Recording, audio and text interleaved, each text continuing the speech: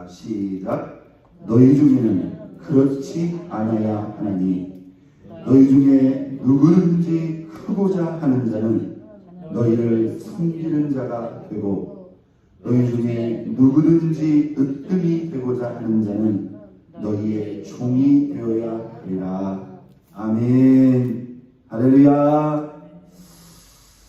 자, 여러분, 오늘 이 본문의 말씀은 예수님께서 역시 우리에게 직접 주셨던 귀한 말씀입니다.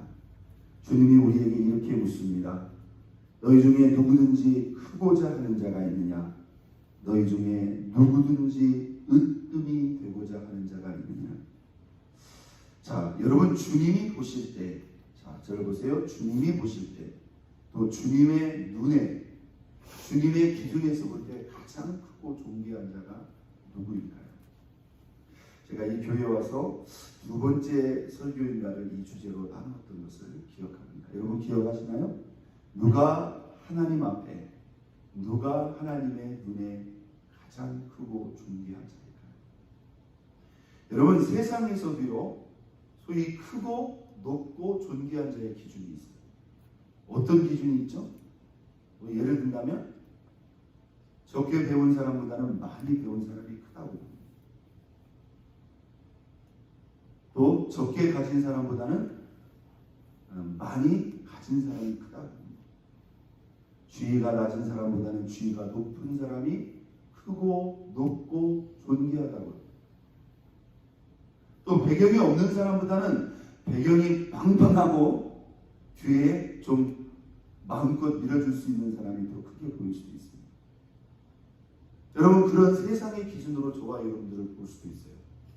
그런데 과연 우리 하나님도 저와 여러분을 세상에서 많이 배우고 많이 가지고 또 지위가 높고 배경이 출출한 그런 세상의 기준으로 저와 여러분들을 크고 작다고 보실까요? 결코 그렇지 않다는 것입니다. 여러분, 세상의 눈에는 정말로 크고 존귀할지 모르지만 하나님의 눈에는 너무나 작고 너무나 미비한 그런 존재가 있습니다. 세상의 눈에는 누구도 인정해 주지 않고 작고 미약한 자인 것 같지만 하나님의 눈에는, 하나님의 관점에는, 하나님의 나라에서는 가장 크고 존귀한 자가 있다.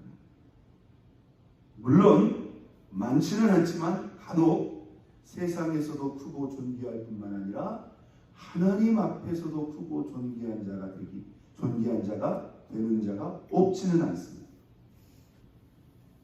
물론 최악의 경우 세상에서도 작고 별 볼 일 없을 뿐만 아니라 하나님의 눈에도 여전히 작고 미비한 존재가 있을 수 있어요.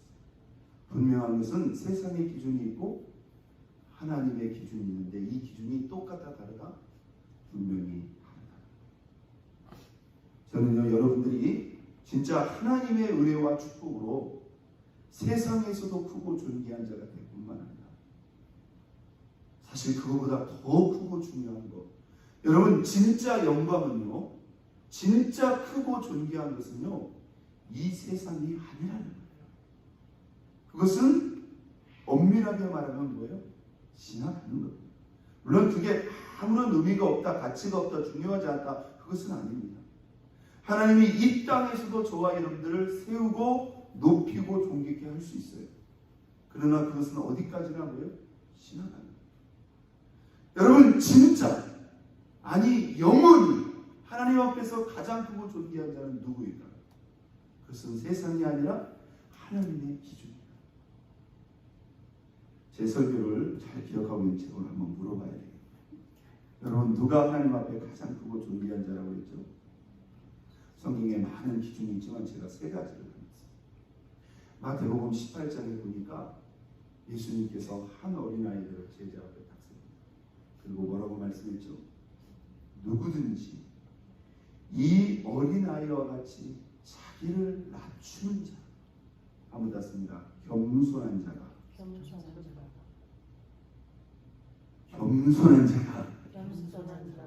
하나님 눈에 크고 존귀한 자. 만약 그 사람이 상당히 높은 지위에 있음에도 불구하고 자신을 낮출 수 있다. 여러분, 교회 안에서도 마찬가지고 세상에서도 마찬가지고 하나님 눈에는 자신을 낮출 수, 어떤 위치에 있든지 자신을 낮출 수 있는 겸손한 사람이 하나님 앞에는 크고 존귀한 사람이죠. 여러분, 하나님이 높이시는 기준이 있고 낮추시는 기준이 성경에는 구약과 신약으로부터 동일합니다. 누구를 높이고 누구를 낮춘다고 했어요. 자기를 높이는 교만한 자는 하나님이 낮춘다고 했어요. 그런데 자기가 어떤 위치에 있든지 자기를 낮추는 사람은 하나님이 그를 높이시고 세우신다고 했어요. 믿습니까? 그래서 겸손한 자에게는 은혜를 주셔서라도 그를 세우신다. 여러분, 겸손의 덕목이요, 절대로 작은 덕목이 아닙니다. 그 어린아이가 자기를 낮춘다는 게 여러분 무슨 표현이라고 했죠? 어린아이는요, 본능적으로 어떤 의식을 가지고 있냐면, 나는 아직도 어리기 때문에 할 수 있는 게 별로 없어. 아는 것도 적고 힘도 없고 경험도 없고. 그러니까 어린아이는 뭐예요? 모르면 누구한테 물어보는 거예요? 어른한테 물어보는 거예요. 이 어린아이의 마음속에 드리워져 있는 나는 부족해, 나는 연약해, 나는 아는 것도 없어. 그런데 이 마음의 자세를 우리가 하나님 앞에 꼭 갖추고 있어요. 여러분, 우리가 많이 배웠던들 얼마나 알겠습니까? 우리가 소위 세상에서 조금 힘이 있다고 한들 그 힘이 얼마나 큰 힘이냐 이 말이에요. 여러분, 인간이 가지고 있는 지식, 돈, 힘, 권력, 그거 사실 아무것도 아닙니다. 그래서 우리는 설사 이것을 좀 다른 사람보다 많이 가졌다 할지라도 뭐예요? 하나님, 나는 여전히 부족하고 연약합니다. 한번 땄습니다. 하나님, 나는 연약하고 무지한 인생이. 여러분, 사람들 중에는요, 좀 많이 배우고 좀 많이 가지고 좀 더 힘이 있고 좀 더 지위가 높은 사람, 그것은 사람들 중이에요. 그냥 사람들 중에 상대적으로 좀 많이 배웠고 좀 많이 가지고 좀 높은 위치에 있을 뿐이에요. 그렇다고 해서 그 사람이 뭐가 특별하고 대단한 거냐? 설사 하나님이 저와 여러분들을 은혜 가운데 세웠다 할지라도요, 그럼에도 불구하고 우리는 거예요, 역시 인생은 인생이에요. 이 사실을 잊지 말라. 수많은 사람들이요, 높은 지위에 있고 주목받는 지위에 있고 리더의 위치에 있으면 마치 자기가 무슨 뭐 대단한 존재가 된 것처럼 거기서부터 뭐가 들어오는 거예요? 착각이 들어오는 거예요. 그래서 우쭐해지고 자만해지고 교만해지고, 당연히 거기서 뭐가 나와요? 다른 사람을 무시하고 함부로 하고 이런 교만한 말과 행동과 이러한 모습들이 나오게 된다. 항상 어린아이처럼 하나님, 나는 부족해, 나는 연약합니다. 할렐루야. 나는 연약하고 부족하고 무지한 인생입니다. 이 사실 자체는 여러분 달라지지 않는 사실이에요. 이걸 잊지 말고 우리는 누구를 의지하냐? 하나님을 의지해요. 하나님을 사랑해요. 그분의 도움과 인도하심 속에서 살아가야 되는 그런 인생이라는 사실을 잊지 마요. 여러분, 누가 가장 크고 존귀한 자라고 했습니까? 한번 같습니다. 지극히 작은 계명까지도 믿고 순종할 수 있습니다. 산상수훈에 나옵니다. 너희 중에 누가 가장 크고 존귀하냐? 하나님의 말씀을 있는 그대로 가르치고 행할 뿐만 아니라 지극히 작은 것 하나라도 본인이 행하고 가르칠 수 있다면 이 사람이 하나님 나라에서 가장 크고 존귀해요. 이 말씀을 어떻게 적용할 수 있냐면요, 우리가 하나님의 말씀을 선택적으로 취하거나 받아들이지 않고 내 입장에서 이해가 되든지 안 되든지, 마음에 들든지 안 되든지, 부담이 되든지 안 되든지, 어떤 말씀도 여러분, 모든 하나님의 말씀에 대해서 우리는 분명한 신뢰와 마음의 문을 열어야 돼요. 하나님이 그 모든 말씀을 누구를 위해서 주셨어요? 여러분 그 말씀 진짜 믿습니까? 우리를 사랑하사 우리를 아끼시고 우리가 잘되고 우리가 복받고 우리가 존귀한 자가 되기 위해서 우리를 사랑하사 우리를 위해서 주신 말씀이라는 것을 믿고 때로 이해가 안 되고 때로 부담이 된다 할지라도 희생을 각오해야 되는 일이라 할지라도 주님의 그 말씀을 믿고 사랑하는 마음으로 예외를 두지 않고 어떤 말씀이든지 무슨 말씀이든지 우리가 행하고 살아낸다고 한다면 이 사람이 하나님 앞에 가장 크고 좋은 자입니다. 여러분 하물며 하나님의 가장 크고 중요한 한 계명 무엇이죠? 예수 사랑의 그 계명을 우리가 외면하고서 우리가 주님 앞에 어찌 큰 자를 감히 생각이나 하며 논할 수가 있겠느냐. 지극히 작은 계명조차까지도 하나님을 사랑하고 신뢰하는 마음으로 순종하는 사람이 가장 큰 자라고 한다면 주님이 마지막 우리에게 준 단 하나의 계명을 우리가 외면하거나 거부하고서 어찌 우리가 주님 앞에 설 수 있겠느냐 말이죠. 믿습니까? 여러분 어떤 말씀으로 내가 몰랐다면 모르지만 못 들었다면 모르지만 내가 어떤 말씀도 내가 예외를 두지 말자. 믿습니까? 저쪽으로. 첫째 누구라고요? 어린아이처럼 자기를 낮출 수 있는. 두 번째 어떤 말씀도 예외를 두지 않고 그 말씀을 그대로 믿고 지키고 순종할 수 있는 사람. 세 번째 누구입니까? 한번 같습니다. 자신을 낮추고 섬김과 종의 길을 갈 수 있는. 아무나 갈 수 있는 거예요. 형식적으로나 외적으로가 아니라 진심으로 자기 자신을 낮추고. 자, 오늘 이 본문에 예수님이 직접 하신 말씀입니다. 이 본문의 시작은요 어디서부터 들어왔냐면은 예수님의 제자 중에 야고보와 요한이 있어요. 수제자죠. 그 어머니가 야고보와 요한을 데리고 예수님을 직접 찾아왔습니다. 아니 예수님 제자들 속에서 이 치맛바람이 있었답니까? 성서학자들은 이 야고보의 어머니가 육신적으로 예수님의 이모나 친척의 관계였어요.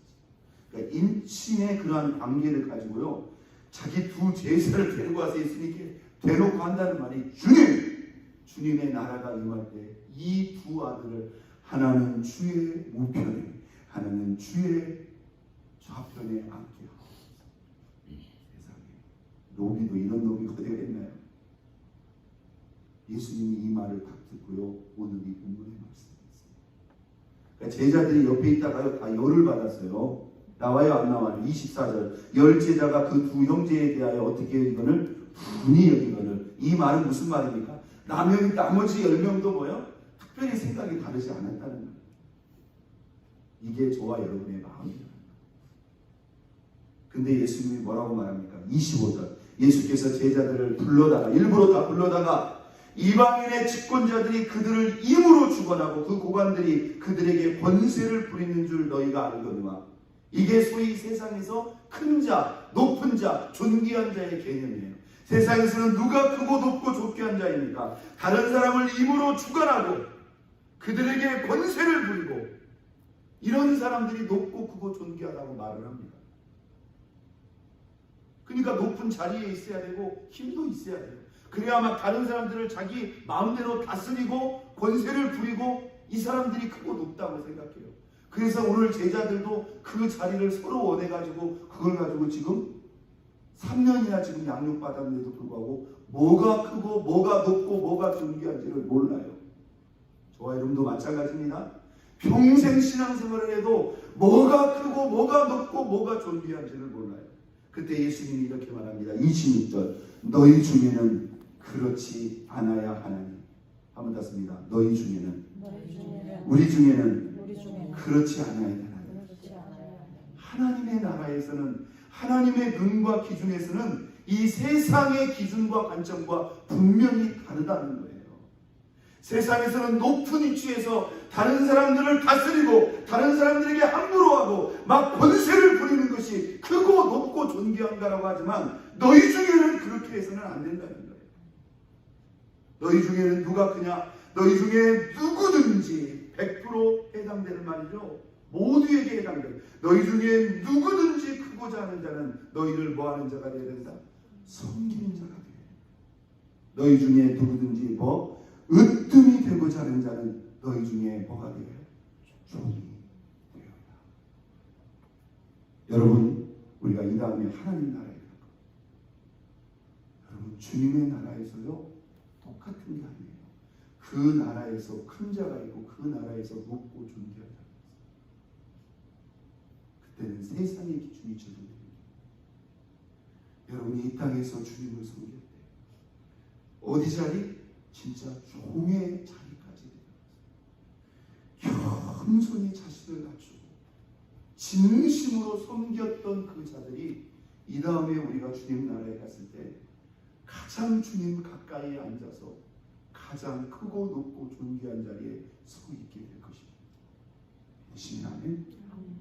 여러분, 지금 현재 위치에서도 우리는 세상의 기준으로 우리를 찾고 보려고 하지 마세요. 주님은 오늘 이 새벽에 그 선명한 음성으로 저와 여러분에게 말씀합니다. 너희 중에는 그렇지 않아야 된다. 절대로 하나님의 교회 공동체는 세상 공동체의 기준과 관점으로 우리를 크고 높고 존귀하다 봐서는 안 된다. 하나님의 교회 공동체의 크고 높고 존귀한 자는 누구인가? 첫째, 섬기는 자. 두 번째, 종의 자리까지 내려갈 수 있는 자. 여러분, 종이요 대우받고 인정받으면서 종의 길을 걷는 게 아니에요. 종은요 누가 알아주든지 몰라주든지 인정해든지 그냥 종으로서 그 길을 가는 겁니다. 그런데 여러분, 이 길을 누가 걸어갔는지 아세요? 누가 걸어가셨나요? 우리 예수 그리스도께서 이 섬김과 종의 길을 우리보다 먼저 오셔서 앞서갑니다. 여러분, 크고 높고 존귀하기로 말한다면 우리 예수님처럼 크고 높고 존귀한 분이 있을까요?